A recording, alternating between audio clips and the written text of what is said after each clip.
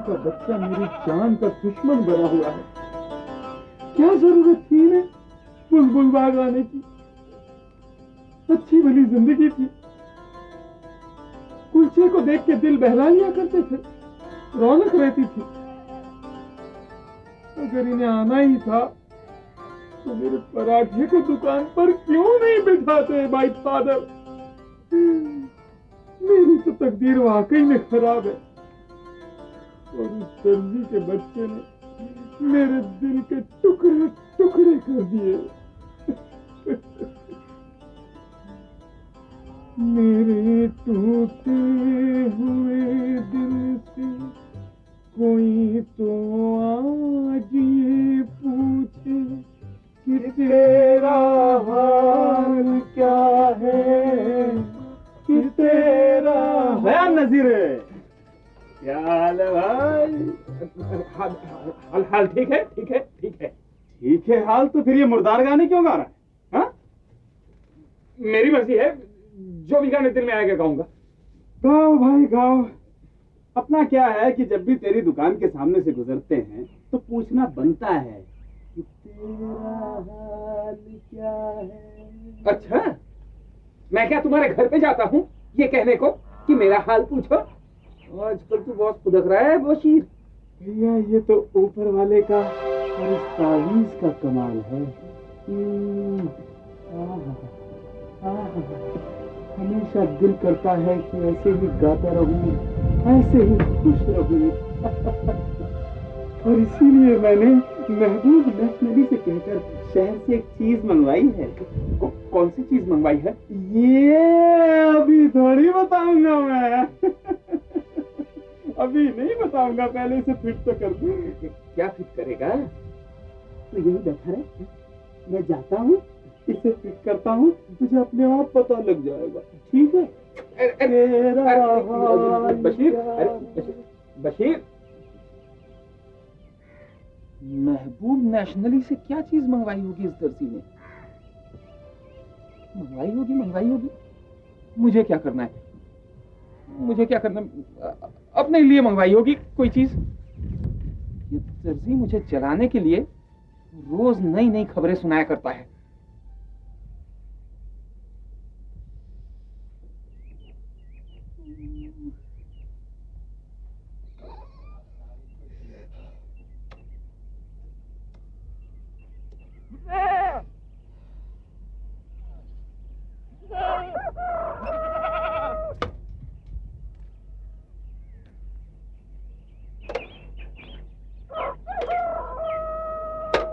दिल का खिलौना है टूट गया है, दिल का खिलौना है टूट गया है।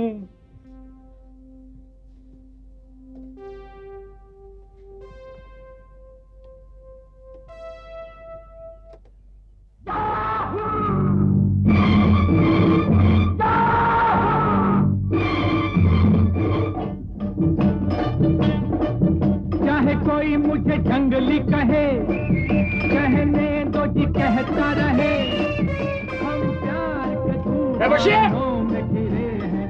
क्या इतनी जोर से रेडियो लगा रखा है? चाहे कोई मुझे जंगली कहे। अबे आंखों में मोतियाबिंद हो गया क्या? रेडियो नजर आता है तुझे? टाइप रिकॉर्डर है, टाइप रिकॉर्डर। हाँ हाँ, टाइप रिकॉर्डर है, मैंने भी बहुत देखी है शहर की दुकानों में। शहर की दुकानों में देखा है ना, हमने खरीदा है। अब तू इसे रोज देखेगा बशीर दर्जी की दुकान पे। अच्छा, शान दिखा रहा है इस डिब्बे की। डिब्बा? ये डिब्बा दिख रहा है तुझे? पूरे 2000 रुपए का खरीदा है और साथ में मोहम्मद रफी का कैसेट फ्री। मोहम्मद रफी का कैसेट फ्री? मुझे तो मुकेश पसंद है। मुझे तो मुकेश पसंद है। यहाँ कैसेट रखा मोहम्मद रफी का, बात कर रहा मुकेश की। अब देखना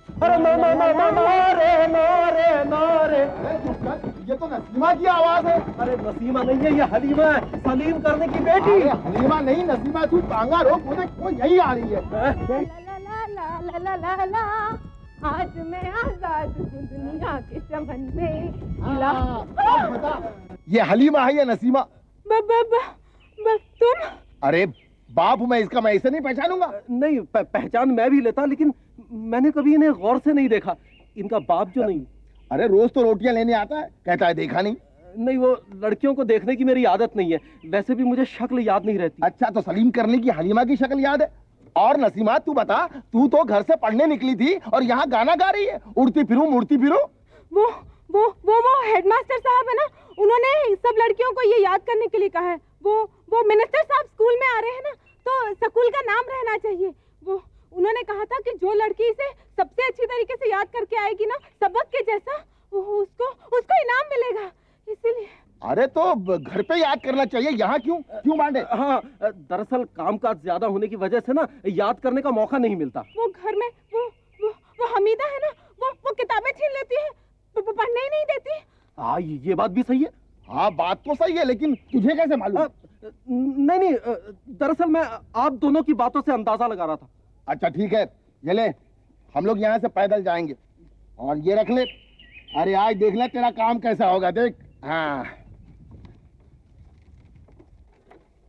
चले नसीमा, चल।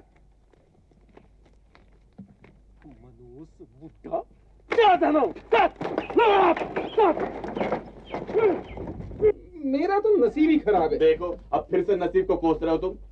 रोजगार बंद, काम नहीं, काज नहीं। अब तुम्हारे जैसा आदमी अगर घर से शेव करके हजाम की दुकान पर आने लगे तो मेरे जैसा बदबख्त इंसान तो मर ही गया ना। लेकिन नजीर भाई, मैं हमेशा से घर पर ही शेव करता हूँ। हाँ, अरे मुझे सचमुच दूसरे के हाथ से दाढ़ी बनाना अच्छा नहीं लगता। हाँ, एक बार कोशिश करके तो देख सकते हो ना। ठीक है, लेकिन एक बार क्यों, 2 बार कोशिश करूंगा, ठीक है? अरे भाई अब तो खुश हो जाओ तुम। घर बनाऊंगा तेरे घर के सामने,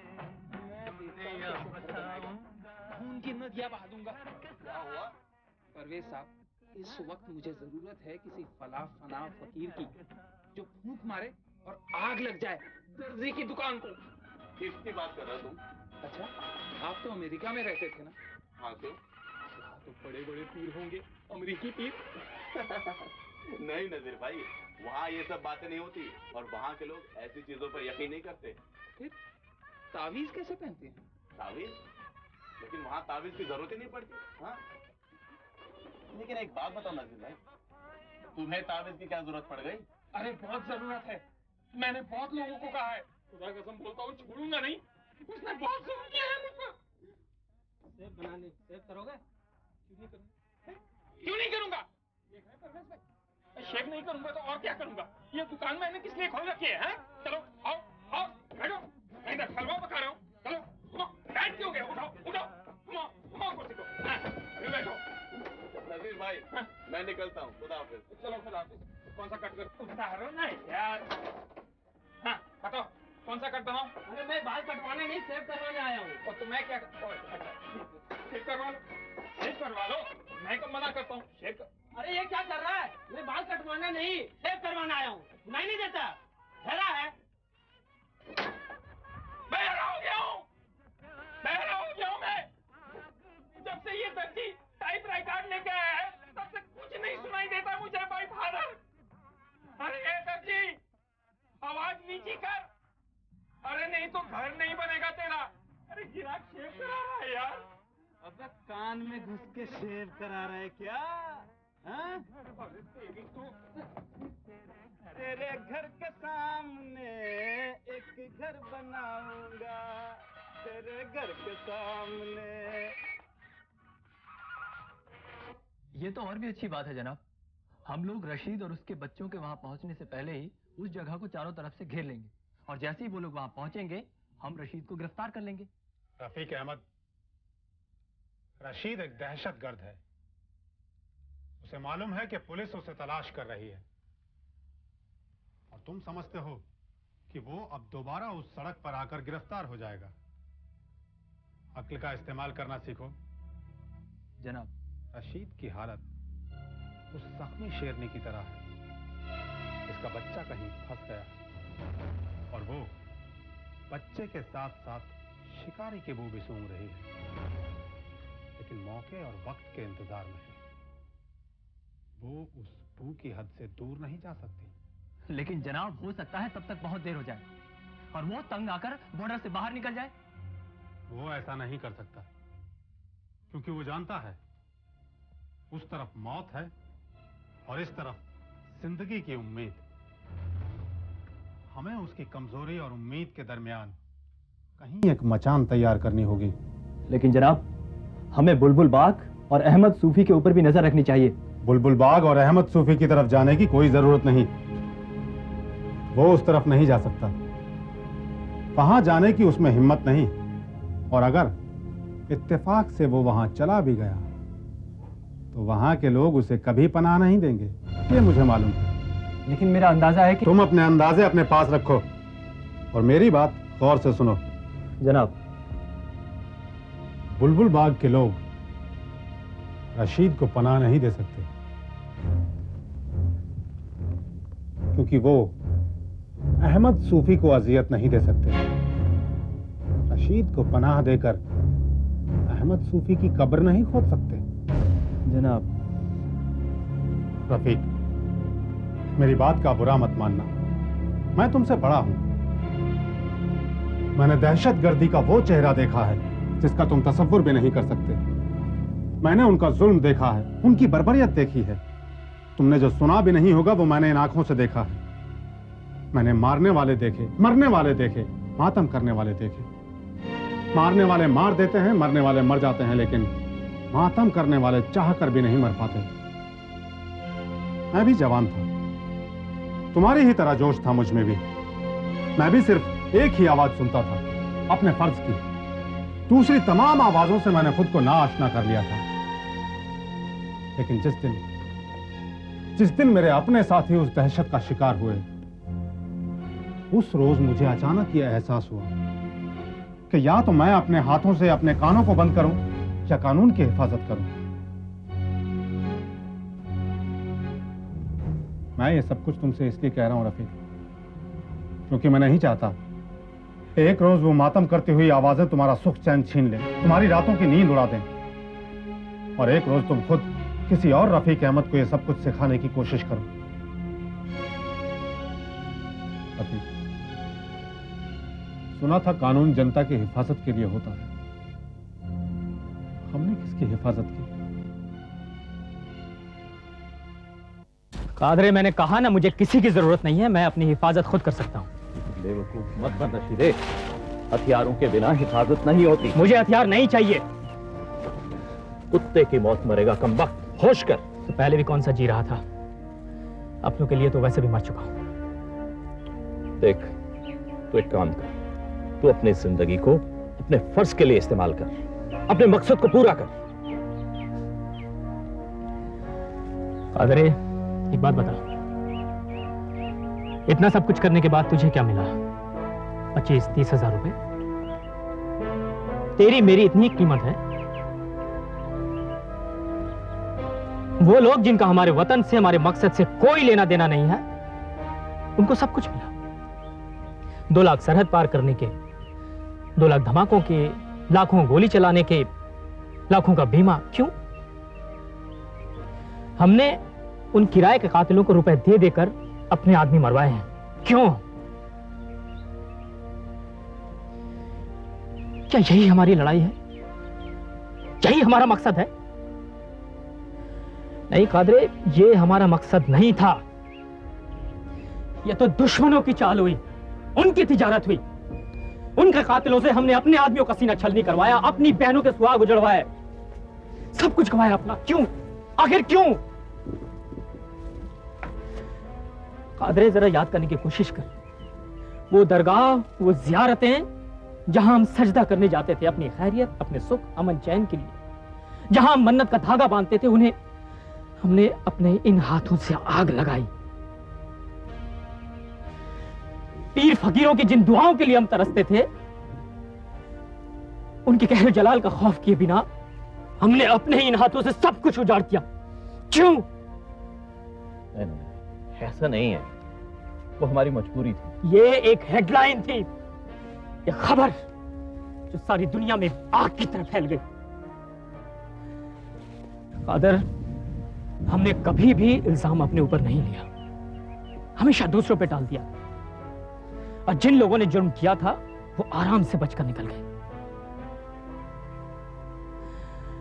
सदियों से हमारे बुजुर्ग इस जन्नत में दफन हैं।